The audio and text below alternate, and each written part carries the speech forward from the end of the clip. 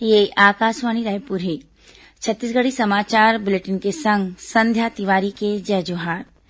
अब सुनो आज के प्रमुख समाचार। प्रधानमंत्री ह कहिने कि सरकार देश में स्वास्थ्य के बुनियादी ढांचा ला मजबूत करे बर काम करत हे। रायपुर के डॉक्टर शैलेश खंडेवाल समेत भारतीय जन औषधि परियोजना के लाभार्थी और जन औषधि केंद्र के संचालक मन ले करीन गोठ बात।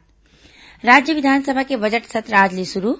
राज्यपाल अपन अभिभाषण में कहिने कि सरकार के प्रयास ले माओवादी हिंसा के घटना मन में प्रभावी रोक लगे हे।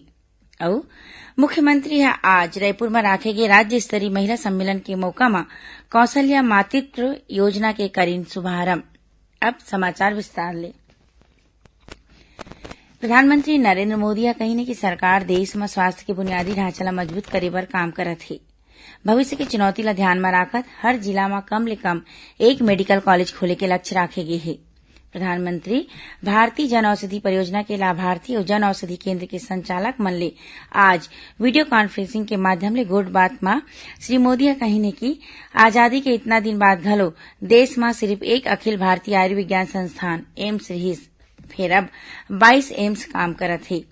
जेनेरिक दवाई के उपयोग और जन औषधि परियोजना के लाभ के बारे में लोगन मन ला जागरूक करे बर 1 मार्च ले पूरा देश में जन औषधि सप्ताह घलो मनाए जावत हे। प्रधानमंत्री राजधानी रायपुर के कोटा के जन औषधि केंद्र के संचालक डॉक्टर शैलेश खंडेवाल ले वर्चुअल माध्यम ले घलो गोठ बात करीन। प्रधानमंत्री डॉक्टर खंडेवाल डाहर ले करे गे प्रयास के सराहना करत जम्मो डॉक्टर मन ला अपील करीने कि ओमन घलो ऐसन प्रयास करे जेखर ले गरीब और मध्यम वर्ग के लोगन मन के भला हो सके। राज्य विधानसभा के बजट सत्र आज ले शुरू हो गए है। 25 मार्च तक चलैया ये सत्र के दौरान कुल 13 बैठका होही। सत्र के शुरुआत आज राज्यपाल अनुसुईया उइके के अभिभाषण ले हुई।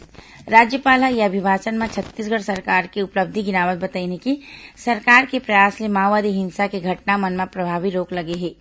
46 जिन माओवादी मारे गए हैं उन्हें 555 आत्मसमर्पण करे है। ओमन बताइने कि ठगी के आरोपी चिट फंड कंपनी के जिम्मेदार लोगन मन के खिलाफ कड़ा कार्रवाई करे के संग ये कंपनी में पैसा जमा करैया 17,000 ले ज्यादा निवेशक मन ला 11 करोड़ रुपया ले ज्यादा की राशि लौटाए गए है।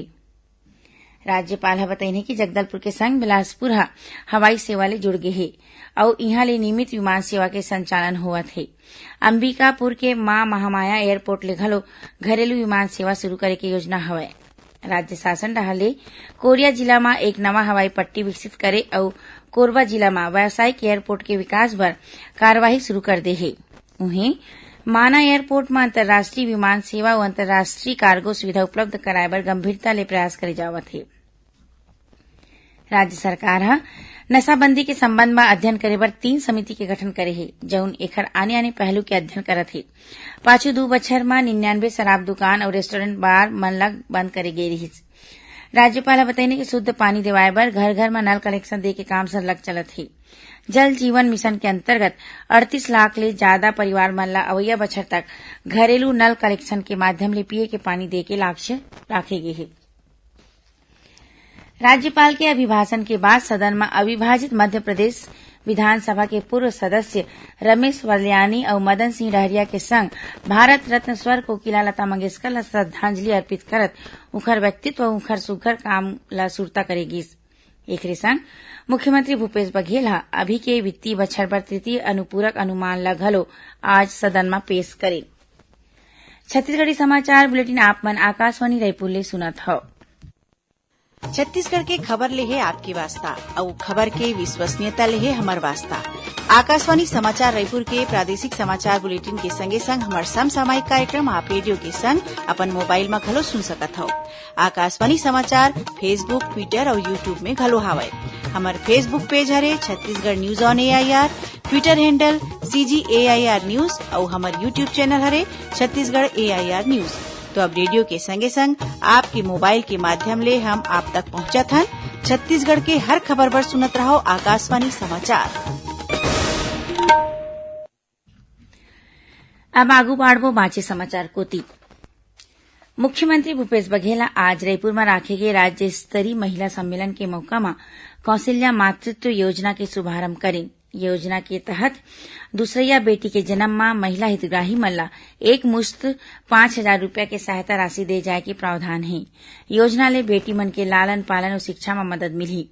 ये मौका में श्री बघेल आंगनबाड़ी कार्यकर्ता मन के संगे संग स्व सहायता समूह और सखी वन स्टॉप सेंटर और नवा बिहान योजना के तहत महिला संरक्षण के दिशा में सुग्घर काम करैया अधिकारी मन ला घलो सम्मानित करी।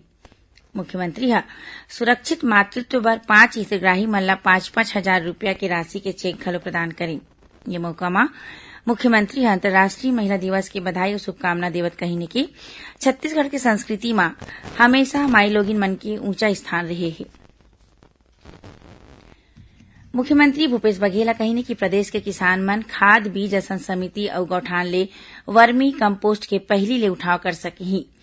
मुख्यमंत्री काली अपन निवास कार्यालय में गोधन न्याय योजना के राशि अंतरण कार्यक्रम में कहिने की गौठान समिति और स्व सहायता समूह के गतिविधि मन के सुघ्घर संचालन बर पहली ले पैसा घलो दे जाही। श्री बघेल बताइने की स्वावलंबी गौठान ले 12 करोड़ 60 लाख रूपया के गोबर खरीदे हे। ओमन कार्यक्रम में गोबर विक्रेता गौठान समिति और महिला समूह मन ला 5 करोड़ 38 लाख रूपया के राशि ऑनलाइन अंतरित घलो करेल। काली अंतर्राष्ट्रीय महिला दिवस आए ये मौका में राज्यपाल अनुसुईया उइके प्रदेश की माई लोगिन माला शुभकामना और बधाई दिन है। ये मौका में राज्यपाल अपन संदेश में कहिने की आज माई लोगिन आने आने क्षेत्र में सफलता के कीर्तिमान गढ़त है। एती रायगढ़ के एएनएम प्रमिला देवांगन ला अंतर्राष्ट्रीय महिला दिवस के मौका में दिल्ली के इंटरनेशनल हॉस्टल में सम्मानित करे जाही। प्रमिला देवांगन कोरोना काल में करीबन 42,000 लोगन मन ला कोविड रोधी टीका लगाए है। किरोड़ीमल नगर प्राथमिक स्वास्थ्य केंद्र के ये नर्स 18 घंटा में रिकॉर्ड 568 लोगन मन ला अकेला टीका लगाए रही। पत्र सूचना कार्यालय और प्रादेशिक लोक संपर्क कार्यालय रायपुर डहर अंतर्राष्ट्रीय महिला दिवस के मौका में काली वेबिनार के आयोजन करे जाही। ये वेबिनार में जन शिक्षण और प्रशिक्षण संस्थान कांकेर के निदेशक पूजा पांडे और यूनिसेफ कोतिले कांकेर जिला समन्वयक रेहाना तबस्सुम विशेष वक्ता के रूप में शामिल हुई। केंद्र सरकार आज डोनेट ए पेंशन कार्यक्रम शुरू करे है। प्रधानमंत्री श्रम योगी मान धान योजना में ये पहल करेगी है।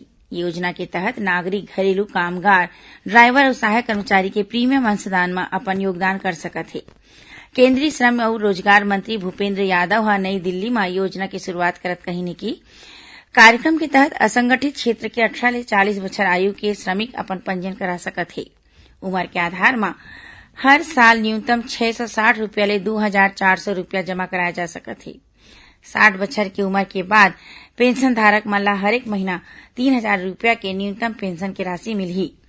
केंद्रीय मंत्री उमंग ऐप में ई श्रम के शुभारंभ घलो करी। अनौपचारिक क्षेत्र में 400 अन्य व्यवसाय में काम करत 25 करोड़ ले ज्यादा कामगार मन ई श्रम पोर्टल में पंजीयन कराए है। आजादी के अमृत महोत्सव में आकाशवाणी समाचार डाले राष्ट्रीय स्तर में आयोजित करे जात प्रश्नोत्तरी के तहत आज के प्रश्न हवय मालाबार में ब्रिटिश शासन के खिलाफ पूरा प्रतिरोध ला दर्शाने वाला विशेष पुलिस हड़ताल कोन बछर में होई रहिस। श्रोता मन अपन उत्तर व्हाट्सएप नंबर 88265462 या फिर ईमेल आईडी amritmahotsav@prasarbharati.gov.in में भेज सकते। ये प्रतियोगिता बार एक भाग्यशाली प्रतिभागी ला विजेता के रूप में चुने जाही और काली के समाचार प्रभात में विजेता के नाम के घोषणा करे जाही। विजेता ला ई प्रमाण पत्र घलो दे जाही।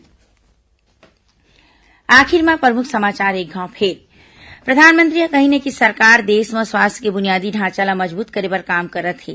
रायपुर के डॉक्टर शैलेश खंडेवाल समेत भारतीय जन औषधि परियोजना के लाभार्थी और जन औषधि केंद्र के संचालक मन ले करीन गोट बात। राज्य विधानसभा के बजट सत्र आज ले शुरू। राज्यपाल अपन अभिभाषण में कहिने की सरकार के प्रयास ले माओवादी हिंसा के घटना मन में प्रभावी रोक लगे है। और मुख्यमंत्री आज रायपुर में राखे गए राज्य स्तरीय महिला सम्मेलन के मौका में कौशल्या मातृत्व योजना के करीन शुभारंभ। एक संग छत्तीसगढ़ी समाचार बुलेटिन यही सिरावत है। जय जोहार।